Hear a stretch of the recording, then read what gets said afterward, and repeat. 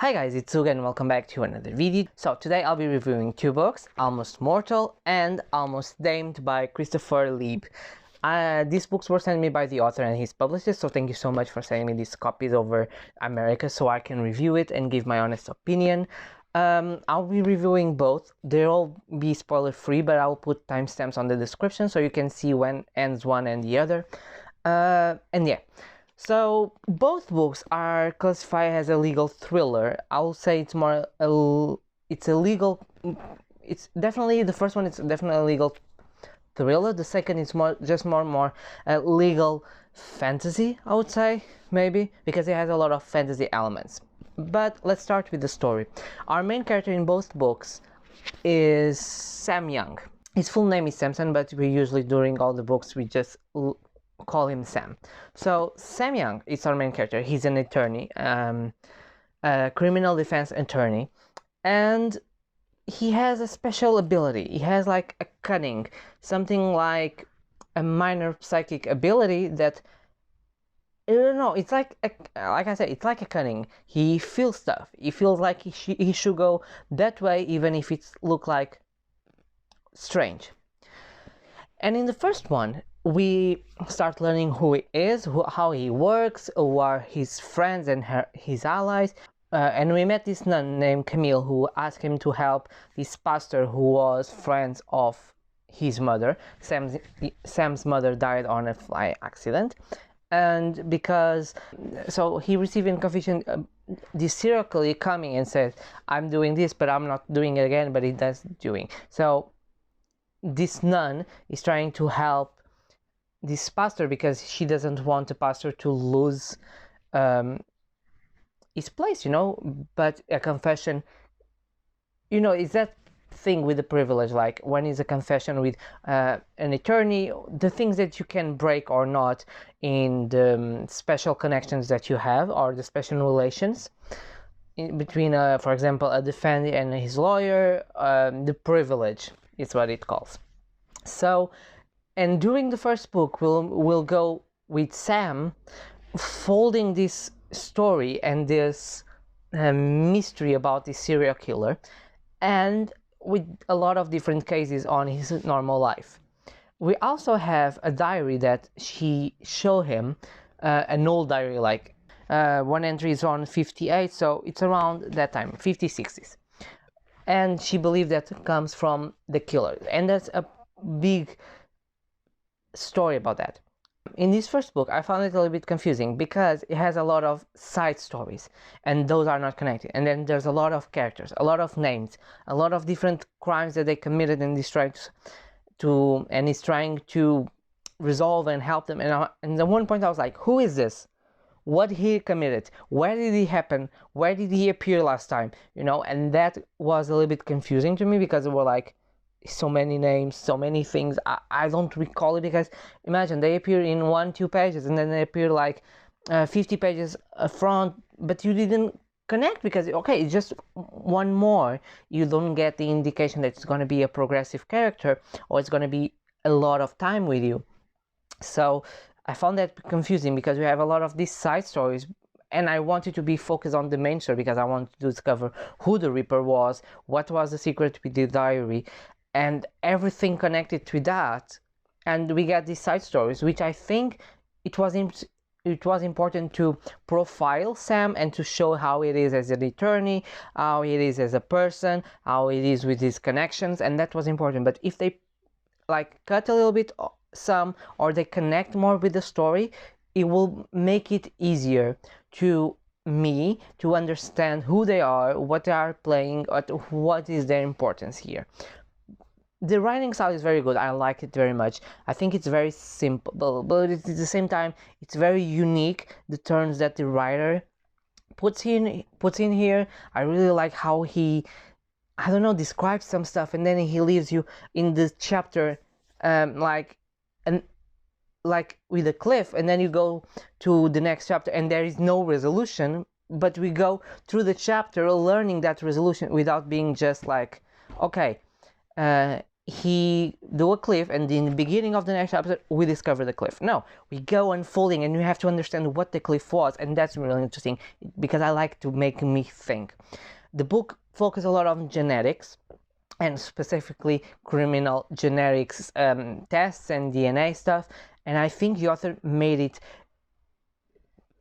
the amount of complicated that there is, he explained it so well, and during the story that I have a background in science, in chemical engineering, but I had biological classes. I didn't study a lot of DNA, just the basics, like the mutations and everything. But in the way that he explained it, even people who don't understand DNA, I think, will understand how it is, because he put it in a very simple way, in a very explain it and very visual. And I really liked it because I was very interesting to know this, and I was like, oh my god, this is like very interesting. I didn't know that, and that is a very strong point. The main story, it's totally interesting. It's totally interesting. I love the entries of the journal because we follow someone who is running from his abusive stepfather with his younger brother from, I think it's Cuba, and they go to Argentina, and then they go to I think they come from Argentina, and then they go let me see. Yes, it becomes I was confused. So this main journal becomes in Argentina, and then it goes to Cuba, and then it goes to the revolution with Fidel Castro. It's amazing. I love that entries because it was like, okay, this could be something, and I love those entries, and I really love the main story. The end, I was like, okay, this is happening, and then twist and turn happened, and then the end I was like, okay, what? And that was when more or less the paranormal and the fantasy come in, with some characters, and I was like, okay, maybe makes sense. And the first one could be read like as a standalone. I think it worked. Overall, I really enjoyed the book. I think it's a very solid book. Besides that factor that can be a little bit confusing, the main story and the main plot is so interesting. I love Sam as a character. I love the side characters. I love Emilia. The details that you're gonna do, like hacking and genes and everything. I love how Camille being a nun, but is so secretive. She's so playing like games. I really enjoyed it. So I'll give this book a 3.5 stars because I think it totally deserves. On Goodreads, I will run it up to 4 because it's very good. I really enjoyed it. Now, the second one, Almost Named. This one you cannot read, I think, without reading the first one because you won't understand it, the full picture of it. And I will not explain so much the story because we'll spoil the first one. But basically, Sam finds himself in another situation when he has to go to a very important trial. An important trial that will decide a lot of fates. And I'm gonna leave like that. This book really has it has the most fantastic elements, and it has the connections that were left on the first one. Good thing about this one, it has a list of characters on the beginning by ordering of appearance. So if I was confused by who that person was, I will go back, see who that person was, and I'm like, yeah, okay, I recall you. That was good. Second one was that he didn't have so much case, so it was focused on the main storyline, which improved a lot what my experience was in the first one, because I think he has just 1 or 2 side cases, but he's falling for the big one, and that's what I liked it. I like how the characters were developed, how it passed time, and you see the time has passed, and the story is like, I loved it. I don't know how to explain it without spoil, but the concept that the author creates with this trial, with this situation, is like, yeah, it makes total sense. It's like, it's amazing. And for someone who is more religious. I don't know how it felt, but for me it was like, yeah, I liked it. I don't know how to explain it, but I liked it. The last trial, or the bigger trial, that scene, it's not a scene, it's a full of scenes, because it takes a long part of the book, but it's like brilliant scene. I love thrillers, or books passed on courtrooms, because I love when it's well done with like the right amount of accuracy of what it means to have been in a courtroom, and how to make it interesting with the forth and back of accusation, defense, and witnesses and evidence. I love that. I love that trope. It's like, that's why I love Jodi Picoult, because she has that element. And being the writer, a crime defense lawyer, he knows how to do it, because he's living it. So he extracts from his own experiences and make it much more real. And of course it will have to be realistic, because he knows how it is in court. He knows the laws in the United States. He knows how we'll play the objections and all those legal terms, and how to play it in the story very well. I really enjoy that.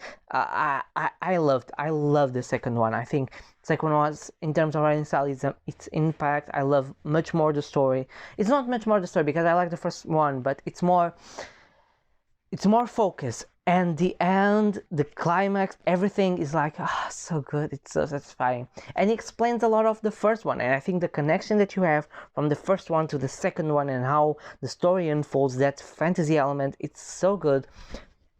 Because it's not a heavy fantasy. You don't expect. It just involves a little bit of fantasy. I think we'll call it a magical realism, because it's or urban fantasy, because it's set here in the real world, in the real people, but with a bit of magic. And I really enjoyed the second one. Like, I don't know, I was much more impelled to read it, and I was much more motivated, because I didn't find myself so confused. And the last part, I was like, I need to know what happened. I need to know. I have to know.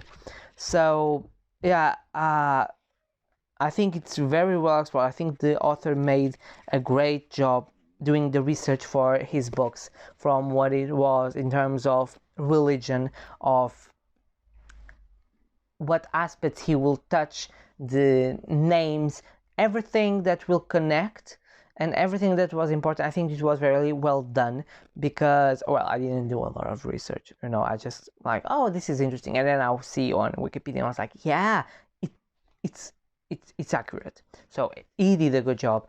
I totally recommend both of these books. They are already come out. I think this came out this year. Yeah, this came out like this year, last year. And I have the book. I can see it.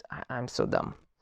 Yeah, this book came out this year. This came out a couple years ago, but you can find it. I'll be linking the books if you want to buy it down below, with my affiliate links, so you can also support this channel a little bit. But yeah, these were my reviews for Almost Mortal and Almost Damned. The covers are just beautiful. I love the texture. They are very floppy. Thank you again for Christopher Lee and his publisher Sabrina for giving me those books. I totally appreciate it. And I hope you guys buy these books, support this author, because he deserves it. Like, if you like court scenes, and if you like a little bit of, and if you don't mind a little bit of fantasy, these books are very good. I suggest you to buy the duology, or these two books, and read it one go. And even if you don't enjoy the first one, go to the second one, because the second one ties all the knots for the second one, for the first one, and connect everything on the first one. And you will see like, oh, okay, oh, that makes more sense. And that's what I felt, and I totally liked it. So yeah, I hope you guys enjoy this review. I hope you buy these books. I hope you review it about it. I hope you enjoy also these reads. And yeah, I post videos every Tuesday, Thursdays, and Saturday. So I see you guys on my next video. Bye.